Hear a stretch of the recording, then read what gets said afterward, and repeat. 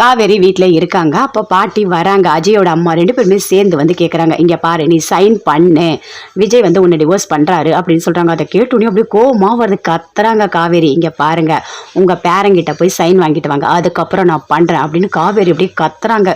அதை பார்த்தோன்னே பாட்டி அங்கேருந்து அப்படியே போகிறாங்க. அஜயோட அம்மா 2 பேருமே சேர்ந்து பேசிக்கிட்டு போகிறாங்க.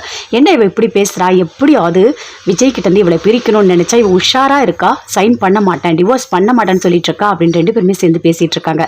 சரி, எப்படியாவது விஜய்கிட்ட நம்ம சைன் வாங்கலாம், ஏதாவது சொல்லி தப்பாக சொல்லி நம்ம இந்த பேப்பரை வச்சு சைன் வாங்கிடலாம், அதை கொண்டு வந்து காவேரி கிட்ட கொடுத்து நம்ம சைன் வாங்கிடலாம், எப்படியாவது அந்த காவேரி கிட்ட இருந்து என் பேரனை பிரிக்கணும், அதுதான் முக்கியம், என்னோட விஜயை நான் நல்லா பார்த்துக்கணும், அவகிட்ட இனிமே போய் விஜய் மாட்டவே கூடாது அப்படின்னு பாட்டி பேசிட்டு வராங்க. அஜயோட அம்மாவும் சொல்கிறாங்க, ஆமாம்மா நீங்கள் சொல்கிறதுலாம் உண்மைதான், அந்த காவேரி கிட்ட எப்படியாவது விஜய் போகவே கூடாது, 2 பேரை பிரிக்கணும், அதுதான் நம்ம செய்யணும் அப்படின்னு சொல்லிட்டு 2 பேருமே சேர்ந்து பேசிட்டு வராங்க.